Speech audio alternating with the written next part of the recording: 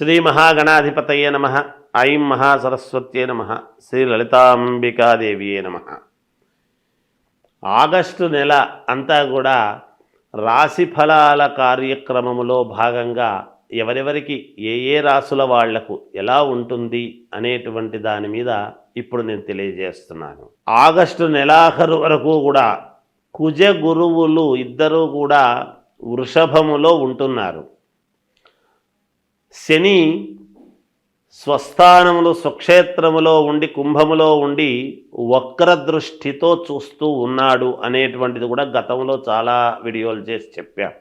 గురువు గనక మీ లగ్నములో పుట్టినటువంటి వాళ్ళ వ్యక్తిగతమైన జాతకములో అనుకూలముగా ఉంటే తప్పకుండా సత్ఫలితాలు ఇస్తాడు. కొంచెం ఏదైనా కుజగురువులు ఇద్దరూ కూడా ఏదైనా ఉండకూడని స్థానాల్లో మీ లగ్నాన్ని బట్టి ఉన్నారు అంటే కొన్ని ఇబ్బందులు జరుగుతాయి. అందుకని ఎవరికి మేలు ఎవరికి మేలు కాదు అనేటువంటి విషయాన్నే ఇప్పుడు నేను తెలియజేస్తున్నాను. కుజుడు అనేటువంటి గ్రహము గురువు అనేటువంటి గ్రహాలు రెండూ కూడా వృషభములో ఉండేటువంటి దాని వలన ఎవరికి ఏ రాశి వాళ్లకు ఎటువంటి ఫలితాలు ఉండబోతున్నాయి అనేటువంటిది ఇప్పుడు నేను తెలియజేస్తున్నాను. అయితే మీ వ్యక్తిగతమైనటువంటి జాతకాలను పరిశీలన చేసుకుని ఒకవేళ ఏదైనా మీ జాతకములో లోపము ఉంటే దాన్ని సరిదిద్దుకోగలరు అనేటువంటిది తెలియజేస్తున్నాను. ఎందుకు? మనము స్నానము చేసి గుడికి వెళితే కదా గుళ్ళో ఉండేటువంటి పవిత్రత భగవద్ అనుగ్రహం మనకు కలుగుతుంది. మనము స్నానం చేయకుండా మనం గుళ్ళోకి వెళ్ళి గుడిలో ఉండేటువంటి పవిత్రత మనకు రాలేదు అంటే ఎలా? అందుకని వ్యక్తిగతమైనటువంటి జాతకాలలో ఉన్న లోపాలను సరిదిద్దుకుంటే తప్పకుండా మీకు మేలు జరుగుతుంది అనేటువంటిది తెలియజేస్తున్నాను. ధనుసు రాశి వారికి ఈ ఆగస్టు నెల అంతా కూడా ఎలా ఉంటుంది అని అంటే మిశ్రమ ఫలితాలుగా గోచరిస్తూ ఉన్నాయి. దైవానుగ్రహం అనేటువంటిది చాలా అవసరము. మీకు ఏ పని పట్టుకున్నా కాలేదే అనేటువంటి భావన, అధికముగా డబ్బులు ఖర్చు కావటము, అంతేకాకుండా మానసికంగా కూడా కొంత ఆందోళనకరముగా ఉండటము, భూముల వలన కొన్ని ఇబ్బందులు కలగటము లాంటివి, లేదా ఉద్యోగము చేసుకుంటూ ఉండేటువంటి వాళ్లకు అనూహ్యముగా కొన్ని ఇబ్బందులు కలగటము, ఇలా మిశ్రమ ఫలితాలుగా ఉన్నాయి. మిశ్రమ ఫలితాల కంటే కూడా ఇంకా కొంచెము ఎక్కువ ఇబ్బందికరమైనటువంటి ఇదిగానే ఉంది అనేటువంటి భావన తెలియజేయాలి. ఈ ధనుస్సు రాశి వాళ్లకు ఈ ఆగస్టు నెలలో మాత్రమే చెబుతున్నా నేను. ఎందుకు అంటే ధనస్సు, మకరము, కుంభము, మీనము, మేషం, వృషభం, ఇలా వృషభ రాశిలో కుజ గురువులు ఇద్దరూ ఉండేటువంటి దాని వలన కొంతవరకు చిన్నపాటి ఇబ్బందులు అనేటువంటివి ఉన్నాయి. అందువలన మీ జాతకపు ప్రకారముగా లోపాలు ఏమైనా ఉంటే చూపించుకొని దానికి తగినట్టుగా జపాలు చేసుకోవటము కానీ, లేదా దైవ సంబంధమైనటువంటి కార్యక్రమాలు చేసుకోవటము కానీ, పరిహారాల విషయంలో మాత్రం పరిహారాలు చేసుకుంటే యోగవంతముగా మీకు కొంతవరకు మేలు జరిగే అవకాశాలు చాలా వరకు ఎక్కువగా ఉంటాయి గాక.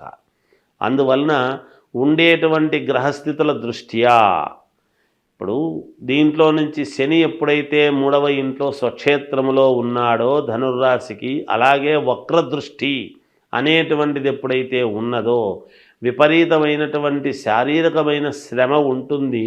ఎంత శ్రమ పడినా మీకు అంతంత మాత్రమే రావటం అనేది ఉంటుంది. 100 రూపాయలు రావాల్సిన చోట ఏ 15 రూపాయలు 20 రూపాయలు వస్తే మీరు ఎలా జీవితం ముందుకు సాగిస్తారు? అందువలన ఎప్పుడూ అనుకూలవంతమైనటువంటి ఫలితాలే ఉంటాయి అనుకోవటానికి లేదు. కొన్ని సందర్భాల్లో కొన్ని ఇబ్బందులు కలగవచ్చును, తప్పు లేదు. అయితే ఎలా మన బాగా ధనవంతులకు ఉండేటువంటి వాళ్లకు అనుకూలముగా ఉండి యథావిధిగా వచ్చేది వస్తుంటుంది, వాళ్ళకేం పెద్ద ఇబ్బంది లేదు. ఎక్కువ శాతము మధ్యతరగతి కుటుంబీకుల దగ్గరనే ఈ సమస్యలు వస్తాయి, ఇలాంటి ఇబ్బందులు వస్తాయి. ఎందుకంటే కూలి చేసుకునేటువంటి వాడు రోజు కూలికి వెళ్తాడు, డబ్బు తెచ్చుకుంటాడు, అతనేం చేసుకొని తింటాడు సంతోషంగా వారానికి ఒకసారి. ఈ నెల నెల జీతము మీద ఆధారపడేటువంటి వాళ్ళకే కదా సమస్యలు.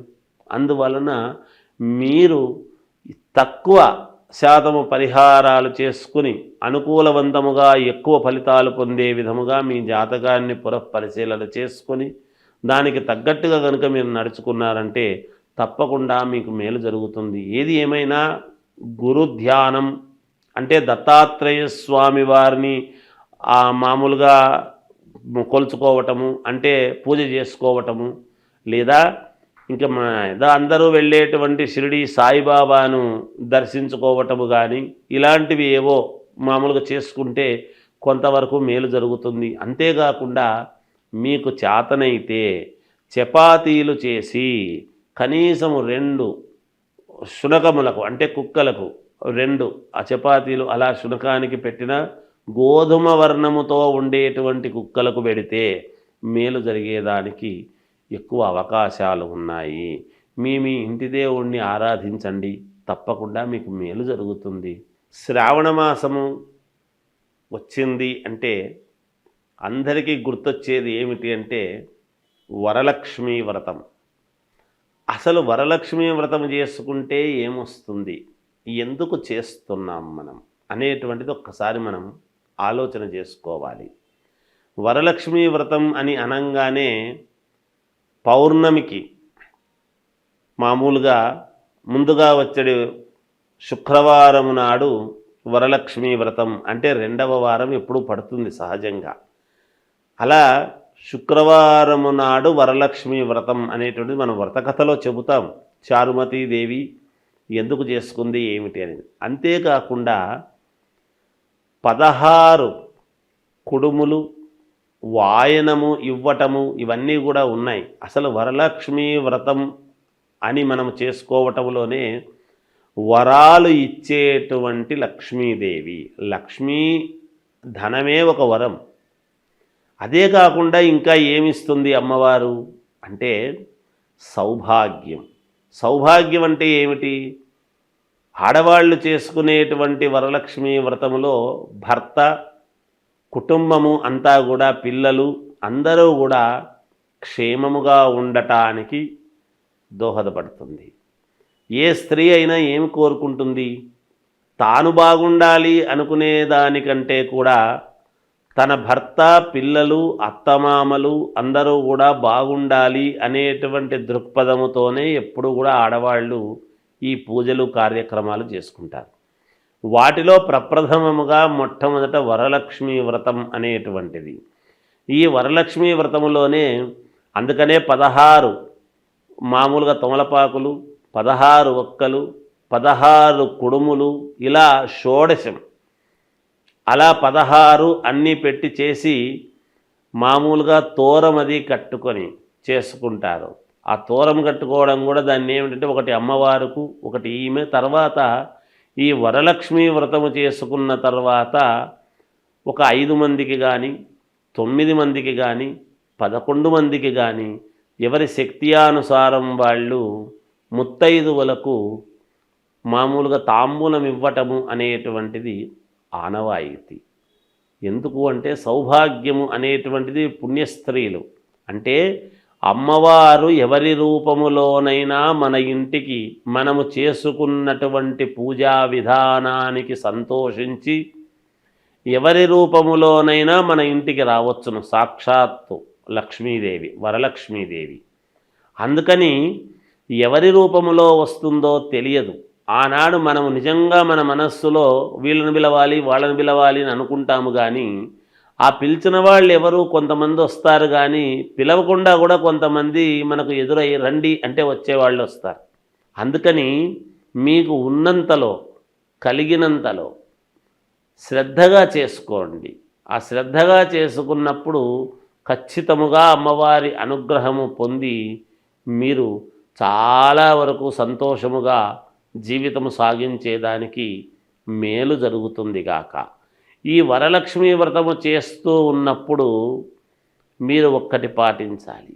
ఎందుకు అంటే ఆకుపచ్చని రవికలో కానీ లేదా శ్వేతవర్ణము తెల్లటి రవికలో కానీ మామూలుగా అమ్మవారు కాబట్టి మనము వరలక్ష్మీదేవి కాబట్టి మనం చేస్తూ ఉన్నటువంటిది ధాన్యము 5 పిరికెళ్ళు బియ్యం అందులో పోసి 5 కాయిన్స్ ఆ దాంట్లో ఆ రవికలో పెట్టి దానికి 3 ముళ్ళు వేసి అమ్మవారి దగ్గర పూజించిన తర్వాత అర్చన చేస్తాము చూడండి. అమ్మవారికి మామూలుగా లక్ష్మీ అష్టోత్తరం చేస్తాం.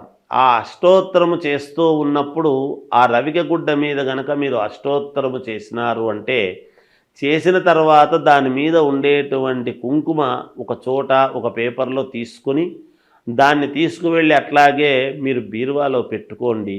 తప్పకుండా ధనము మీకు చాలా వరకు ఎన్ని ఇబ్బందుల్లో ఉండేటువంటి వాళ్ళకైనా ఏదో ఒక రకంగా మీకు అమ్మవారి అనుగ్రహము పరిపూర్ణముగా కలగడానికి చాలా రకాల మార్గాలలో ఇదొక రకమైనటువంటి మార్గము. దీన్ని అందరూ పాటించి చేసుకోండి. తప్పకుండా మీకు మేలు జరుగుతుంది అని తెలియజేస్తూ జయోస్తు.